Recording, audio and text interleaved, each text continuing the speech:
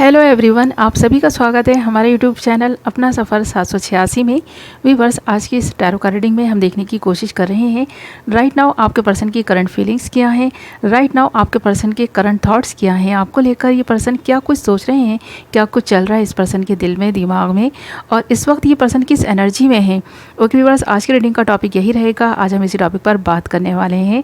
सो जब तक मैं कुछ कार्ड्स निकाल रही हूँ, आपको बता दूँ ये रीडिंग जनरल है, कलेक्टिव लेवल पर है और टाइमलेस रीडिंग है, सभी ज़ोडिएक साइंस के लिए है। देखिए, हमने यहाँ आपके लिए कुछ कार्ड्स निकाल लिए हैं। हमारे पास कार्ड्स आए हैं consciousness, sorrow, guidance and the outsider. तो देख रहे हैं ना आपका पर्सन कितना ज़्यादा परेशान और दुखी है। इस पर्सन ने हमेशा वही किया जो दूसरों ने इस पर्सन से चाहा। इस पर्सन ने अपने से ज़्यादा दूसरों की खुशी का ख्याल रखा, बट कहीं ना कहीं ये दूसरों की खुशी को देखते देखते ना अपनी ही खुशियों को सैक्रिफाइस कर चुके हैं। और इस पर्सन को अब इस वक्त ये एहसास भी हो रहा है कि काश कि इस पर्सन ने आपकी भी खुशी का ख्याल रखा होता, आपके लिए भी वो सब कुछ किया होता जो आप इस पर्सन से चाहते थे। तो अब ये पर्सन काफ़ी पछता भी रहे हैं और बहुत ज़्यादा दुखी हैं। और जब कभी भी ये पर्सन शांत माइंड के साथ आपके बारे में सोचते हैं तो इस पर्सन को अपनी गलती ज़्यादा महसूस होती है। इस पर्सन को ऐसा लगता है कि इस पर्सन ने बहुत ज़्यादा गलतियां कर दी हैं अपने जीवन में, वो सब कुछ नहीं किया जो इस पर्सन की अंतरात्मा इस पर्सन से कहती रही है। तो इस पर्सन में जब कॉन्शियसनेस आती जा रही है तो ये पर्सन और भी ज़्यादा दुखी होते जा रहे हैं, ये सोच कर कि इस पर्सन ने कितनी सारे गलत फैसले लिए हैं, कितने सारे गलत डिसीज़न लिए हैं, जिसकी वजह से ये पर्सन खुद तो दुख में है ही, इसकी वजह से और बाकी लोग भी कितने दुखी हो गए हैं, आप कितने दुखी हो गए हैं। तो अब जब इस पर्सन में ये कॉन्शियसनेस आ रही है तो ये पर्सन और भी ज़्यादा दुखी होता जा रहा है, क्योंकि इस पर्सन को पहले एहसास ही नहीं था। ये पर्सन तो बस केयरफ्री लाइफ जिए जा रहे थे और केयरफ्री होकर ही डिसीज़न लेते आ रहे थे, और इस बात का दुख इस पर्सन को इस वक्त बहुत ज़्यादा हो रहा है। तो देख लेना यहाँ पर कॉन्शियसनेस एंड सॉरो दोनों ही कार्ड इस बात को इंडिकेट कर रहे हैं कि इस पर्सन में जब से कॉन्शियसनेस आई है ये पर्सन और भी ज़्यादा दुखी रहने लग गए हैं। इस पर्सन को इस वक्त इस बात का एहसास हो रहा है कि इस पर्सन ने गलत किया है। अब इस पर्सन को किसी की गाइडेंस की, हेल्प की ज़रूरत भी है। ऐसा लग रहा है कि इस नेगेटिविटी से निकलने के लिए इस पर्सन को किसी की हेल्प चाहिए, और ये हेल्प ये अपने फ्रेंड से लेते हुए नज़र आ रहे हैं। इस पर्सन को जो गाइडेंस मिल रही है इस पर्सन के जीवन को बदलने के लिए, इस पर्सन ने जो गाइडेंस ली है ना, ऐसा लगता है इस दुख से निकलने में शायद इस पर्सन की हेल्प कर सके। इस पर्सन को इस वक्त दूसरों के सहारे की ज़रूरत है। इस वक्त ये खुद की नेगेटिविटी से ही जूझते हुए और उलझते हुए नज़र आ रहे हैं।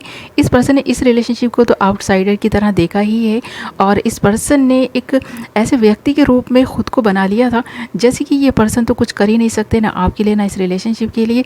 बस ये दूर से ही बैठे हुए इस रिलेशनशिप को ख़त्म होते हुए देखते रहे, और ये रिलेशनशिप पूरी तरह से ख़त्म हो गया है।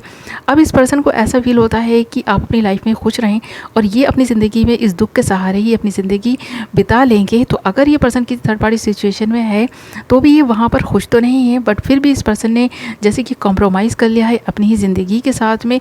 इस पर्सन ने ये सोच लिया है कि अब ज़िंदगी तो जीना ही है, चाहे जैसे भी जी जाए, तो अब क्यों ना जहाँ पर हैं उसी के साथ खुश रहें, और खुश नहीं भी हैं तो भी ज़िंदगी तो जीना ही है ना।